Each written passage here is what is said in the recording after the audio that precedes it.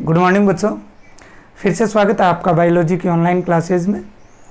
हमने तीसरा चैप्टर जो है वो शुरुआत कर रखी है ह्यूमन रिप्रोडक्शन की, जिसके अंदर हमने बहुत सारे टॉपिक जो कर लिया। लास्ट टॉपिक का जो वीडियो था मेंस्ट्रुअल साइकिल का, आशा करता हूँ आपने उसको देखा और उसमें शायद कोई आपको समस्या नहीं रही होगी। आज के इस वीडियो के अंदर आपका ये तीसरा लेसन जो है वो कंप्लीट हो जाएगा। उसके बाद में हम जो वीडियो लेके आएंगे वो इसके प्रश्न उत्तरों का लेकर आएंगे। तो देखिए, बात करते हैं आज के नए टॉपिक की। क्या है, सबसे पहले हम जो बात करेंगे वो करेंगे निषेचन एवं अंतरारोपण। ठीक है, हमें इनके अंग्रेजी के उच्चारण जो है वो भी पता होने चाहिए कि इनको इंग्लिश में जो है वो क्या बोला जाता है। तो बात करते हैं निषेचन को, तो इसको बोला जाता है फर्टिलाइजेशन। क्या बोला जाता है? फर्टिलाइजेशन। ठीक है, पहले चैप्टर में मैंने विस्तार से आपको इसके बारे में बताया था। दूसरा है अंतरारोपण, इसको बोला जाता है इम्प्लांटेशन। क्या बोला जाता है? इम्प्लांटेशन, अंतरारोपण। होते क्या है, देखिए हमने गैमेटोजेनेसिस की बात की, फीमेल मेल रिप्रोडक्टिव सिस्टम की बात की, हमने मेंस्ट्रुअल साइकिल की बात की। हमने जो गैमेटोजेनेसिस पढ़ा, पूरा गैमेटोजेनेसिस जो था वो हमने पढ़ लिया, गैमेटोजेनेसिस। और गैमेटोजेनेसिस के दौरान नर के अंदर हमें मेल गैमिट प्राप्त हुए और मादा के अंदर हमें फीमेल गैमिट प्राप्त हुए। मेल गैमिट को हमने स्पर्म बोला था और फीमेल गैमिट को हमने जो एज या ओएम जो है वो बोला था, अंडाणु जो है वो बोला था। यही था। तो अब निषेचन क्या होगा? निषेचन होता है स्पर्म और एज या अंडाणु के मिलने की क्रिया।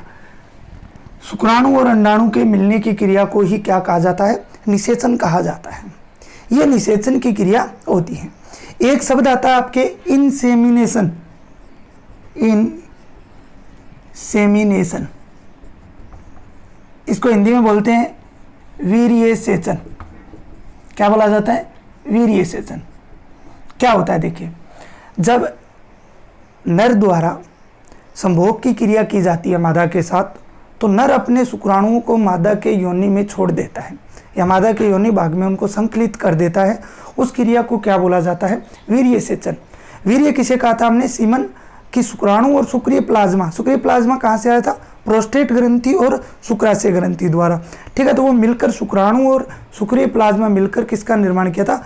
वीर्य का निर्माण किया था। और वीर्य को मादा के योनि भाग में छोड़ने की क्रिया को ही क्या कहा जाता है? वीर्यसेचन या इंसेमिनेशन कहा जाता है। निषेचन की बात कर रहे थे। नर युग्मक शुक्राणु और मादा युग्मक अंडाणु के मिलने की क्रिया को निषेचन कहते हैं। हम डायग्राम द्वारा इसको पूरा समझेंगे। निषेचन की क्रिया के लिए जो मुख्य आवश्यक बात होती है वो क्या होती है? देखिए, निषेचन की क्रिया नर का इतना ही काम होता है कि वो अपने शुक्राणुओं को वीर्यसेचन की क्रिया द्वारा वो मादा के योनि भाग में छोड़ देता है।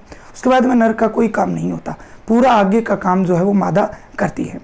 मादा के अंदर जो शुक्राणु हैं वो योनि भाग से होते हुए, गर्भाशय से होते हुए अंडवाहिनी तक पहुंचते हैं। कहाँ पहुंचते हैं? अंडवाहिनी तक पहुंचते हैं। देखिए, मैं आपको रफली डायग्राम से हम बात कर लेते हैं। हमने मादा जनन तंत्र जो है वो पढ़ा है, उसका डायग्राम भी पढ़ा है अच्छी तरह से। तो देखिए वो कैसे, किस प्रकार से ये हमने जो है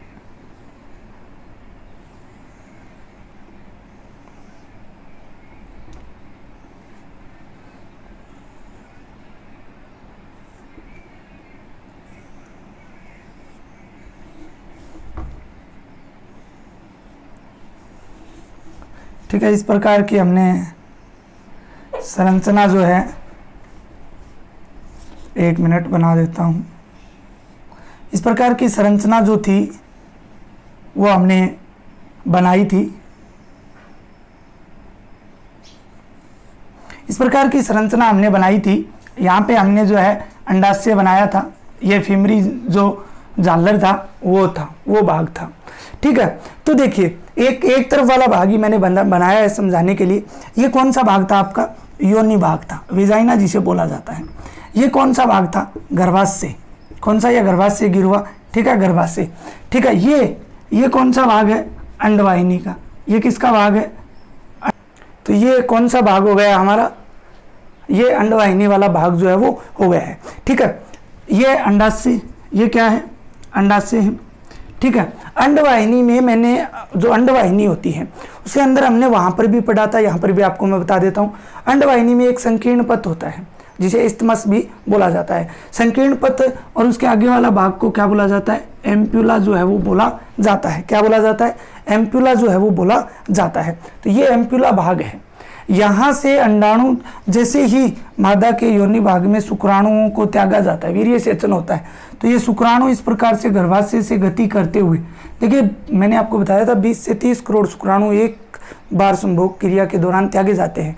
तो इनकी रेस होती है जिनमें से 60% सामान्य, 40% तेज गति वाले थे, वो गति करते हुए इस प्रकार से और अंडवाहिनी के इस संकीर्ण पथ में पहुंचते हैं या एम्प्यूला या तुम्बिका भाग तक पहुंचते हैं। यहाँ तक ये एम्प्यूला भाग तक पहुंच गए। उसी समय क्या होता है, अंडाशय से अंडाणु मोचित होता है और ये इस एम्प्यूला भाग में पहुंचता है। ये अंडाणु इस एम्प्यूला भाग में जो है वो पहुंचता है।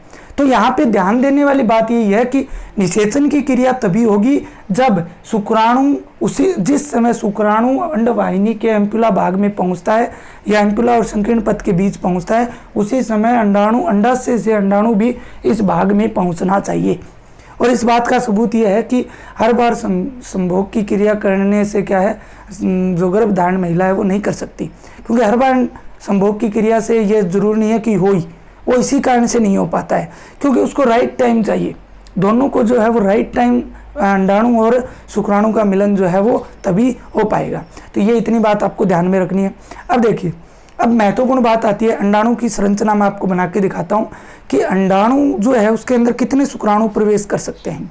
तो एक बार की क्रिया के अंदर एक ही शुक्राणु अंडाणु में प्रवेश कर सकता है, बाकी शुक्राणु कोई काम नहीं आते हैं।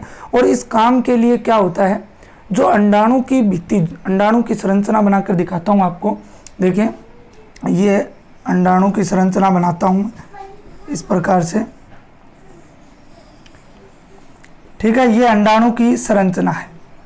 अभी इसके नाम भी बताता हूँ आपको, नोट्स में ये मिल जाएगी अंडाणु की संरचना। ठीक है, ये जो है अंदर का भाग हो गया। ये इसकी जो परत है, ये जो लेयर है, इसे बोला जाता है जोना प्ल्यूसिडा। क्या बोला जाता है, जोना प्ल्यूसिडा। ठीक है, बाहर की तरफ ये जो आपको कोशिकाएं दिख रही हैं, ये होता है जो अभी बीमारी चल रही है उसी के नाम से है कोरोना रेडिएटा, कोरोना रेडिएटा। ठीक है, आपकी बायोलॉजी में ये काफ़ी समय से नाम जो है वो आ रहा है, तो कोई नया शब्द नहीं है कोरोना। ठीक है, गोलाकार आकृति के होने के कारण इसको ये बोला जाता है। कोरोना भी क्या होता है, इसके जैसा ही होता है, आपने देखा होगा। ठीक है, टीवी वगैरह न्यूज़पेपर के अंदर आपने देखा है कोरोना की आकृति कैसी होती है, गोल होती है। तो कोरोना रेडिएटा इस आवरण को बोला जाता है। इसके बाद अगर हम लोग बात करें, आगे की बात करते हैं, तो ये इसके अंदर एक अवकाश होता है, परिपित्तक अवकाश जो है वो इसको बोला जाता है। ये अंडाणु की संरचना होती है। ठीक है, अब शुक्राणु आते हैं, बहुत सारे शुक्राणु आते हैं। इस प्रकार से शुक्राणु आएंगे और इसकी भित्ति की तरफ आएंगे। ठीक है, ये शुक्राणु है, इसकी भित्ति की तरफ आएंगे। अब देखना ये है कि शुक्राणु जो है कितने प्रवेश कर पाएंगे। केवल एक शुक्राणु ही निषेचन की क्रिया कर पाता है। निषेचन की क्रिया में केवल एक शुक्राणु है वही भाग लेता है, बाकी शुक्राणु भाग नहीं लेते। अब बाकी शुक्राणु क्यों नहीं लेते, क्योंकि ये जो जोना प्ल्यूसिडा का आवरण होता है इसमें परिवर्तन होते हैं। जोना प्ल्यूसिडा के आवरण में क्या होते हैं, परिवर्तन होते हैं, और वो केवल एक ही शुक्राणु को अंदर प्रवेश करने देते हैं।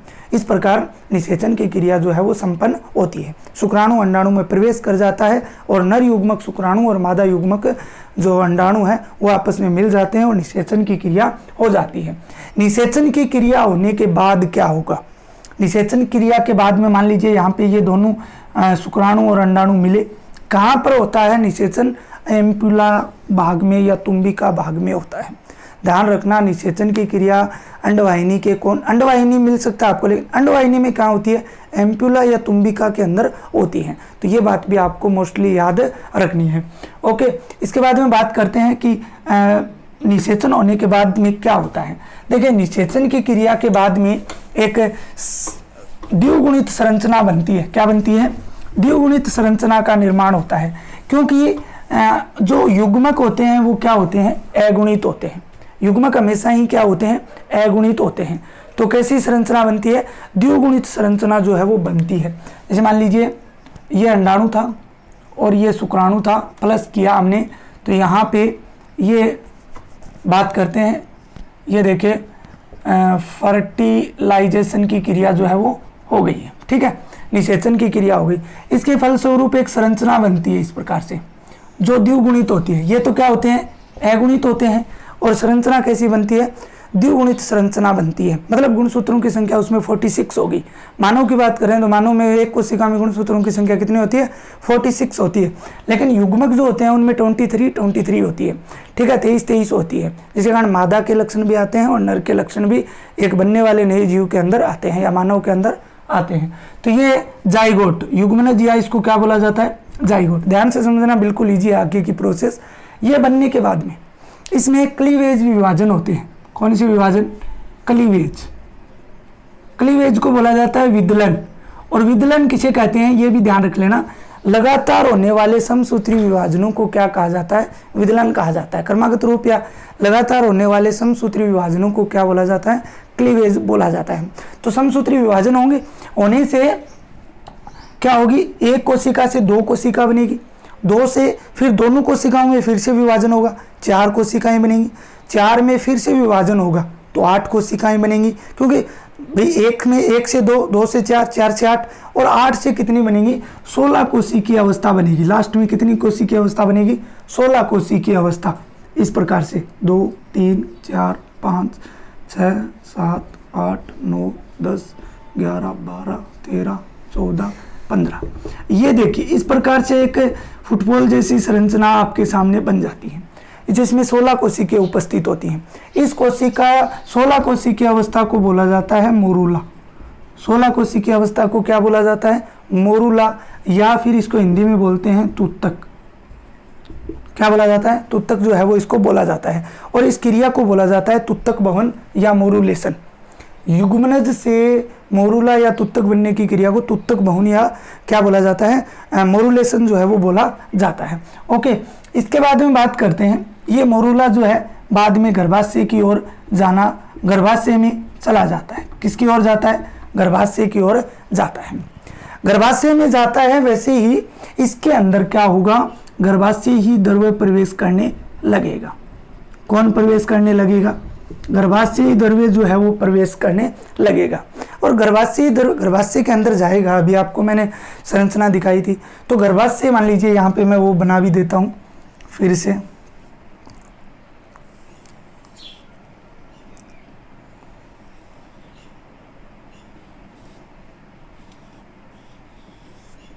ठीक है, ये गर्भाशय वाला भाग था। ठीक, कौन सा भाग था, गर्भाशय वाला भाग।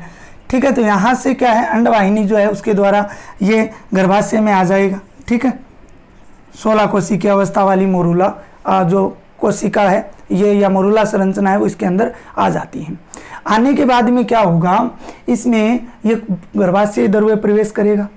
जैसे ही गर्भाशय द्रव्य प्रवेश करता है तो गर्भाशय द्रव्य प्रवेश करने के कारण इस मोरूला के चारों ओर एक चपटी संरचना बन जाती है या चपटी संरचना का आवरण बन जाता है। इस प्रकार से ये संरचना ऐसी हो जाती है। कोशिकाएं जो होती हैं, देखिए एक बात और सुनिए पहले, 16 कोशिकाएं होती हैं। प्रत्येक कोशिका को कोरक खंड कहा जाता है। प्रत्येक कोशिका को क्या बोला जाता है, कोरक खंड बोला जाता है, या ब्लास्टोमियर बोल सकते हो, ब्लास्टोमियर बोल सकते हो, या क्या बोला जाता है, कोरक खंड। तो ब्लास्टोमियर या कोरक खंड में से कुछ कोशिकाएं तो मिलकर इस प्रकार से एक चपटे आवरण का निर्माण जो है वो कर लेते हैं। किसका निर्माण कर लेते हैं, चपटे आवरण का निर्माण कर लेती हैं। इस चपटे आवरण को बोलते हैं पोषकोरक। क्या बोला जाता है, पोषकोरक बोला जाता है, या इसको बोला जाता है ट्रोफोब्लास्ट, या इसको क्या बोला जाता है, ट्रोफोब्लास्ट जो है वो बोला जाता है। पोषकोरक या फिर इसको क्या बोला जाता है, ट्रोफोब्लास्ट जो है वो बोला जाता है। अब देखिए ट्रोफोब्लास्ट बन गया। कुछ कोशिकाएं जो शेष हैं वो एक तरफ यहाँ स्थित, एक कोने में स्थित हो जाएंगी। क्या हो जाएंगी, कुछ कोशिकाएं एक कोने में स्थित हो जाएंगी। इन कोशिकाओं को बोला जाता है आंतरिक समूह कोशिकाएं। आंतरिक समूह कोशिकाएं बोला जाता है। ये यहाँ पे आ रहा है गर्भाशय के अंदर, ये इस प्रकार की संरचना जो है वो बन रही है यहाँ पे, ठीक है। आंतरिक कोशिकीय समूह या फिर आंतरिक समूह कोशिकाएं जो है वो बन गई। और जो बीच में आपको खाली स्थान दिख रहा है इसको बोला जाता है कोरक गुहा। क्या बोला जाता है? कोरक गुहा, या इंग्लिश में बोलते हैं इसको ब्लास्टोसील। क्या बोला जाता है? ब्लास्टोसील। पोस्ट कोरक बन गया, मोरुला से इस प्रकार की संरचना बनी। ये आपको समझ में आया ना? बिल्कुल इजी है। चारों ओर चपटी कोशिकाएं बन गई, उसको बता दिया हमने, पोस्ट कोरक बोल दिया। कोने में कुछ कोशिकाएं कोने में इकट्ठी हो गई जिन्हें हम आंतरिक समूह कोशिका बोल दिया। बीच में खाली स्थान रहा जहाँ पे दरो भरा हुआ रहता है उसको हमने कोरक गुहा या ब्लास्टोसील बोल दिया। अब इस प्रकार एक खोखली गेंद जैसी बनी हुई संरचना को, ये खोखली गेंद जैसी संरचना आपको नजर आ रही है, ये बनी हुई संरचना को बोला जाता है कोरक पुट्टी। क्या बोला जाता है? कोरक पुट्टी, या इंग्लिश में बोलते हैं ब्लास्टोसिस्ट। कोरक पुट्टी या फिर इसको क्या बोला जाता है? ब्लास्टोसिस्ट बोला जाता है। ये संरचना बन जाती है ब्लास्टोसिस्ट या कोरक पुट्टी। ये यहाँ पे मान लीजिए बन गई, ये संरचना है। और ये यहाँ गर्भाशय में बनने के बाद में, कोरक पुट्टी बनने के बाद में, ये गर्भाशय के अंतः स्तर में, ये जो सबसे अंदर का जो भाग था, सबसे अंदर का जो भाग था, 3 स्तर बताए थे मैंने गर्भाशय में, एंडोमेट्रियम, मायोमेट्रियम और पेरीमेट्रियम। तो ये एंडोमेट्रियम के अंदर कोरक पुट्टी जो है वो क्या हो जाएगी? स्थापित हो जाएगी। किसके अंदर? एंडोमेट्रियम के अंदर स्थापित हो जाएगी। कोरक पुट्टी का गर्भाशय के अंतः स्तर से जुड़ जाना या स्थापित हो जाना ही क्या कहलाता है? इम्प्लांटेशन कहलाता है। क्या कहलाता है? इम्प्लांटेशन कहलाता है। कोरक पुट्टी कैसे बनी? सबसे पहले शुक्राणु मादा के योनि भाग में छोड़े गए, जो अंडाणु से मिला, कहाँ मिला? अंडवाहिनी के एम्पुला भाग में मिले। मिलने के बाद में युग्मनज बना। युग्मनज द्विगुणित था जिसमें समसूत्री विभाजन हुए। बार बार क्लीवेज विभाजन या समसूत्री विभाजन होने के कारण एक 16 कोशिकीय की अवस्था बनी जिसे मोरुला बोला गया था। मोरुला बाद में गर्भाशय में गया, उसमें गर्भाशय द्रव्य प्रवेश किया तो उसकी कोशिकाएं जो थी, कोरक खंड बोलते हैं प्रत्येक कोशिका को, वो चारों ओर स्थापित, कुछ कोशिकाएं चारों ओर स्थापित हो जाती हैं और चपटी संरचना बनाती हैं जिसे हमने पोस्ट कोरक बोल दिया। कुछ कोशिकाएं एक कोने पर स्थित हो जाती हैं जिन्हें हमने आंतरिक समूह कोशिकाएं बोल दिया, ठीक है। बीच में खाली जगह रह जाती है जिसमें दरो भरा रहता है, उसे कोरक गुहा या ब्लास्टोसील बोला जाता है। और इस प्रकार खोखली गेंद जैसी बनी हुई संरचना को ही क्या कहा जाता है? कोरक पुट्टी या ब्लास्टोसिस्ट कहा जाता है। इस प्रकार बनी संरचना को क्या बोला जाता है? कोरक पुट्टी या ब्लास्टोसिस्ट कहा जाता है। आपको पूरे डायग्राम नोट्स के अंदर बनाए हुए हैं मेरे, उनको अच्छी तरह से आप देख सकते हो, ठीक है। बार बार समझ में ना आए तो एक बार फिर से वीडियो रिपीट कर लेना तो समझ में आ जाएगा। कोरक पुट्टी का गर्भाशय के अंतः स्तर में स्थापित होना ही क्या कहलाता है? इम्प्लांटेशन। तो हमारा टॉपिक क्या था? हमारा टॉपिक था कि निषेचन। तो ये यहाँ पे निषेचन हुआ, निषेचन के बाद में इम्प्लांटेशन। कोरक पुट्टी यहाँ पे हुई तो स्थापित हुई, इसे हमने इम्प्लांटेशन बोल दिया। प्यारे बच्चों, अब प्रश्न क्या आता है? एक तो प्रश्न ये पूछेगा कि निषेचन की क्रिया को चित्र सहित समझाइए। तो निषेचन की चित्र में मादा जनन तंत्र को शुक्राणु जाते हुए दिखा सकते हो, वहाँ पे अंडाणु शुक्राणु मिलते हुए दिखा सकते हो, ठीक है। इम्प्लांटेशन की पूरी प्रक्रिया को समझाइए। तो ये इम्प्लांटेशन की पूर्ण प्रक्रिया है, जो आपको ये डायग्राम दिख रहे हैं आपके नोट्स में भी बनाए हुए हैं, ये पूर्ण प्रक्रिया होती है, ठीक है ना। कैसी प्रक्रिया होती है? पूर्ण प्रक्रिया जो है वो होती है, समझ रहे हो। तो ये इस प्रकार से आपको करना होता है। इसके बाद में आगे का जो हमारा टॉपिक रहेगा सहगर्भता और भ्रूणीय परिवर्धन, ठीक है ना। प्रेगनेंसी जिसे बोला जाता है, सहगर्भता किसे बोलते हैं? प्रेग्नेंट जो महिला हो जाती है, निषेचन की क्रिया, अंडाणु निषेचित हो जाता है, ठीक है ना। सहगर्भता किसे बोलेंगे? अंडाणु का निषेचित होना ही किसका संकेत है? गर्भधारण या सहगर्भता या प्रेगनेंसी जिसे बोला जाता है। और दूसरा टॉपिक हमारा रहेगा भ्रूण परिवर्धन, एम्ब्रियोनिक डेवलपमेंट। इनकी बात जो है वो अभी करते हैं। अब बात कर लेते हैं सहगर्भता, सहगर्भता एवं भ्रूणीय परिवर्धन।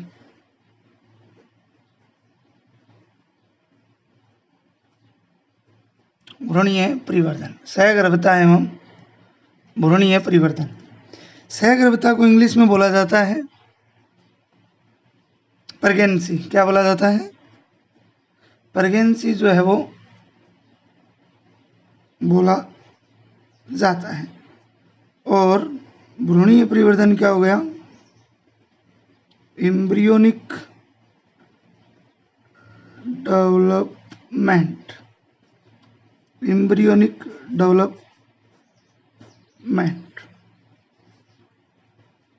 देखिए बात करते हैं सहगर्भता एवं भ्रूणीय परिवर्तन की। होते क्या है, सहगर्भता बोला जाता है जब अंडाणु का निषेचन हो जाता है, जब अंडाणु का क्या हो जाता है, निषेचन हो जाता है। अंडाणु निषेचित होने की अवस्था को ही क्या बोला जाता है, ठीक है ना, अंडाणु के निषेचित होने की अवस्था को ही क्या बोला जाता है, सहगर्भता जो है वो बोला जाता है।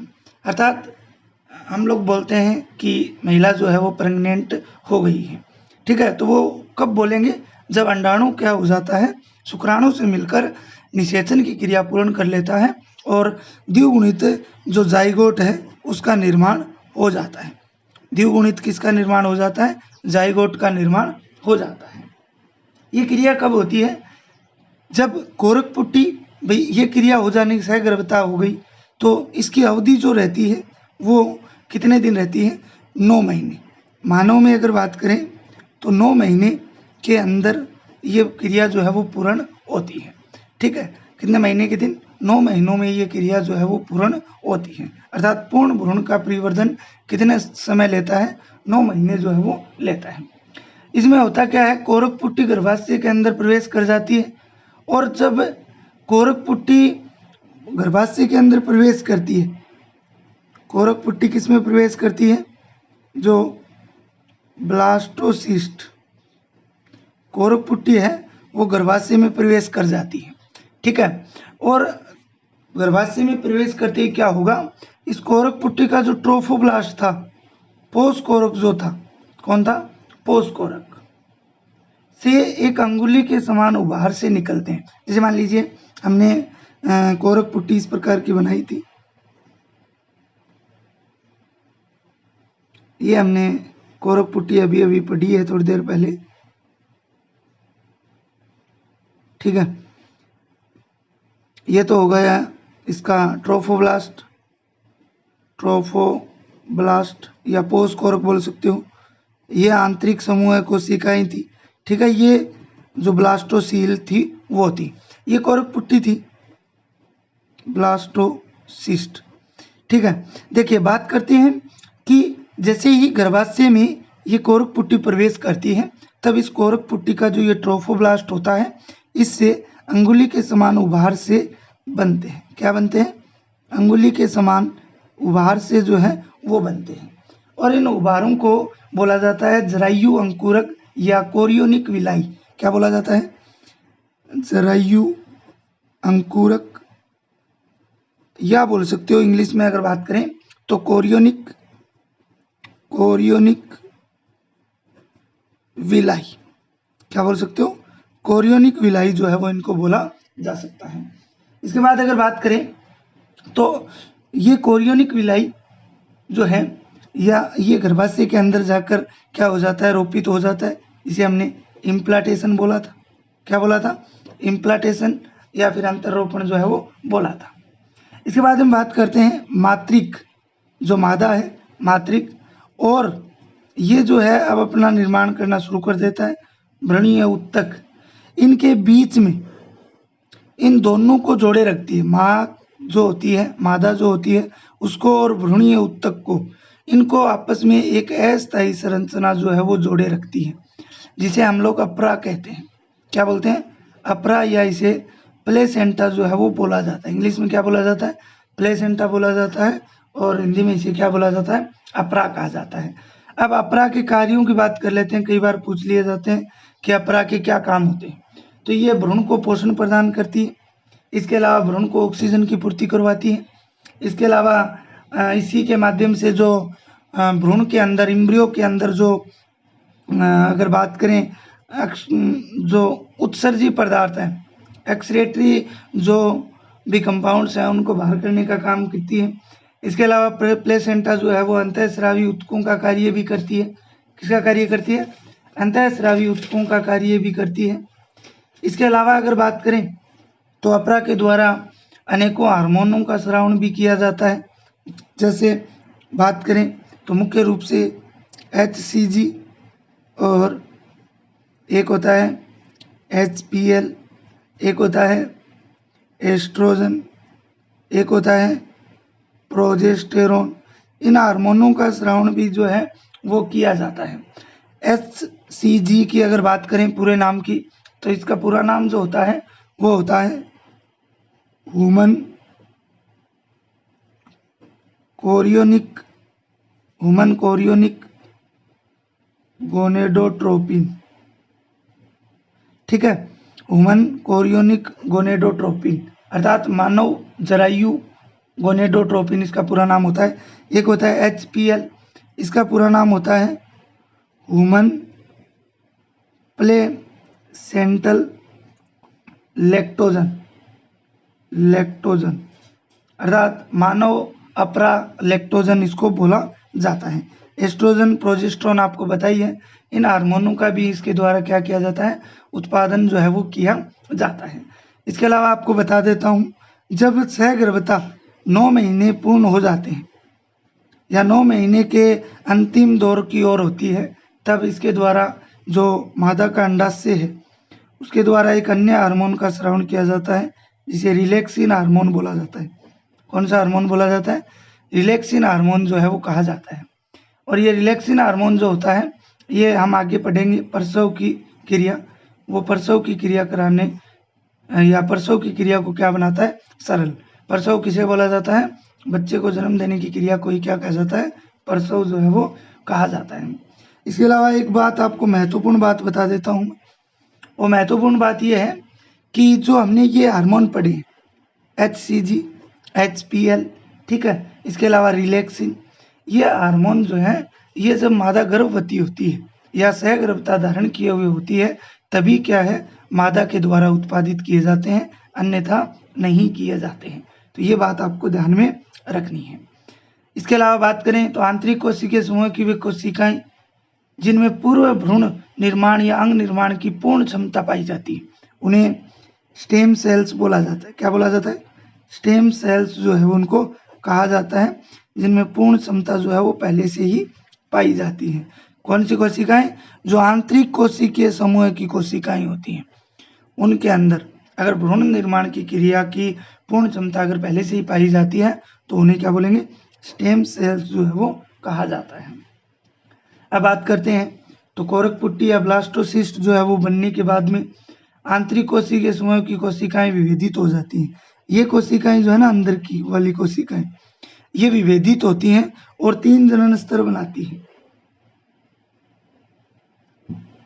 इस प्रकार से कितने जनन स्तर बनते हैं? 3 जनन स्तर जो है वो बनते हैं।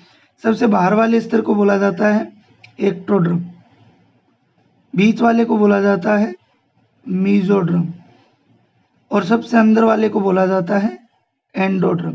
ये किससे बनते हैं? आंतरिक कोशिकीय समूह वाली जो ये आंतरिक समूह कोशिकाएं जो होती हैं, जो एक कोने में स्थित हो जाती हैं, उन कोशिकाओं से ये बनते हैं। इसे बोलते हैं बाह्य जनन स्तर। एक्टोड्रम को बाह्य जनन स्तर, इसको बोला जाता है मध्य जनन स्तर, ठीक है, और यह होता है आंतरिक जनन स्तर। ठीक है, तो 3 जनन स्तरों का जो निर्माण है वो होता है। सहगर्भता के दौरान अगर बात करें, अब एम्ब्रियोनिक डेवलपमेंट की अगर बात करते हैं, किसकी बात करते हैं? एम्ब्रियोनिक डेवलपमेंट की कि किस महीने किस अंग का निर्माण जो है वो हो जाता है। एम्ब्रियोनिक डेवलपमेंट, एम्ब्रियोनिक डेवलपमेंट की अगर बात करें तो भ्रूण जब 1 महीने का हो जाता है, कितने महीने का? जब 1 महीने का हो जाता है तो उसमें हृदय का निर्माण जो है वो हो जाता है। किसका निर्माण हो जाता है? हृदय का निर्माण जो है वो हो जाता है और उसकी हृदय धड़कन को जो है आसानी से स्टेथोस्कोप द्वारा सुना जा सकता है। हृदय धड़कन को किसके द्वारा सुना जा सकता है? स्टेथोस्कोप के द्वारा सुना जा सकता है। इसके अलावा अगर बात करें, जब भ्रूण 2 महीने का हो जाता है, कितने महीने का? 2 महीने का, तो उसमें पैर, हाथ, जो पैर और हाथ की जो अंगुलियां हैं वो निर्मित हो जाती हैं। पैर एवं हाथ की अंगुलियां जो है वो क्या हो जाती हैं, निर्मित हो जाती हैं। ठीक है। इसके अलावा अगर बात करें 12 सप्ताह की बात करते हैं। 12 सप्ताह की अगर बात करें तो जो है सभी अंग तंत्र बन जाते हैं। लगभग सभी अंग तंत्र हैं उनका क्या हो जाता है, निर्माण हो जाता है। इसके अलावा जब 5 माह की बात करते हैं, कितने महीने की, 5 महीने की बात करते हैं, तो जो भ्रूण है वो पहली बार गतिशीलता प्रदर्शित करता है। पहली बार क्या प्रदर्शित करता है, गतिशीलता जो है वो प्रदर्शित करता है। इसके अलावा अगर बात करें तो 5वें महीने के दौर में ही जो शरीर पे बाल उत्पन्न हो जाते हैं, क्या उत्पन्न हो जाते हैं, शरीर पे जो है वो बाल उत्पन्न हो जाते हैं। शरीर पर बाल उत्पन्न जो है वो हो जाते हैं। इसके अलावा 24 सप्ताह में अगर बात करें, कितने सप्ताह में बात करें, 24 सप्ताह में अगर बात करें तो पूरे शरीर पर बाल उत्पन्न हो जाते हैं। पूरे शरीर पर क्या उत्पन्न हो जाते हैं, पूरे शरीर पर बाल उत्पन्न हो जाते हैं। इसके अलावा अगर बात करें, इसके अलावा पलकों, जो पलक है उनका निर्माण भी हो जाता है और इन पर ब्रोनियां जो है वो भी बन जाती हैं। पलकों पर ब्रोनियां या बाल जो है वो उत्पन्न हो जाते हैं। 9 महीने की बात करते हैं तो 9 महीने में जो है पूर्ण विकसित हो जाता है और प्रसव की क्रिया के लिए वो क्या रहता है, तैयार रहता है। किसकी क्रिया के लिए, प्रसव की क्रिया के लिए वो क्या रहता है, तैयार रहता है। ठीक है। प्रसव की क्रिया किसे बोला जाता है, अभी पढ़ने वाले हैं आगे वाला टॉपिक। प्रसव की अगर बात करें तो जब 9 महीने का गर्भस्थ शिशु हो जाता है तो उसे योनि भाग द्वारा शरीर से या गर्भाशय से बाहर करने की क्रिया को ही क्या बोला जाता है, प्रसव जो है वो कहा जाता है। अभी बात करते हैं प्रसव की। तो ये एम्ब्रियोनिक डेवलपमेंट आप लोग याद रखना, एक एक नंबर के प्रश्न यहाँ से जो है वो ज़्यादा पूछे जाते हैं। इसके बाद में बात करते हैं प्रसव एवं दूध श्रावण की।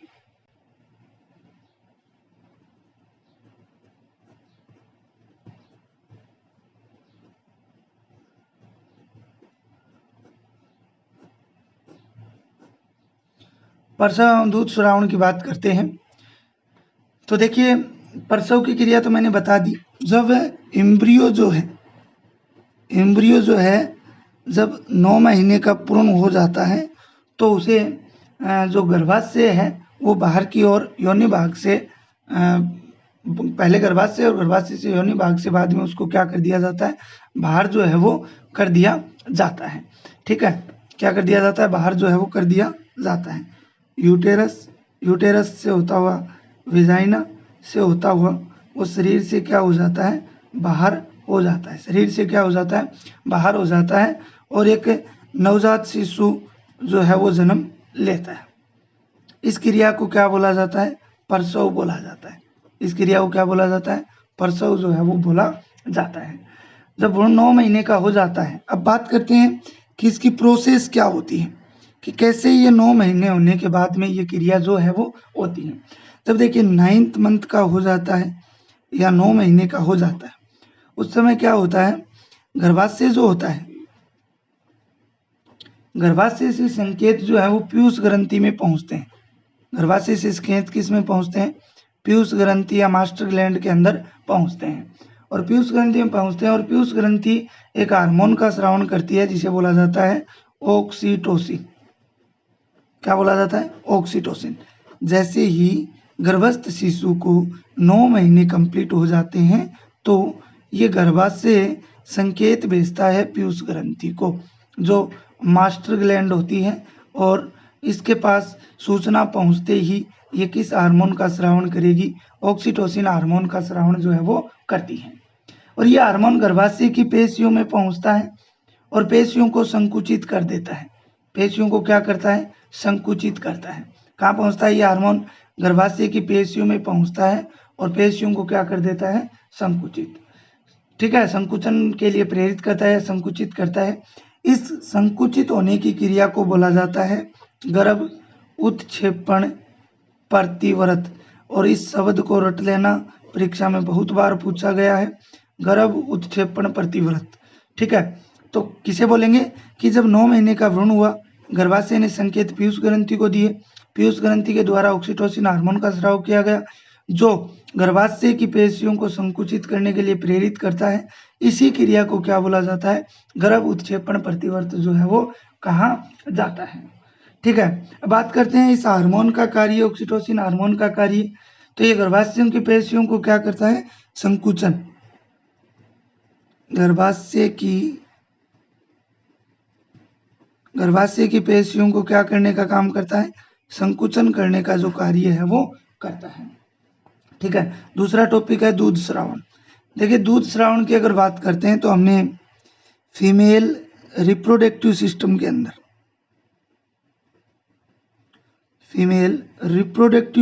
के अंदर हमने पढ़ा था, मादा जनन तंत्र के अंदर जो स्तन है वो पढ़ा था, और हमने अच्छी तरह से स्तन का जो डायग्राम है वो भी पढ़ा था।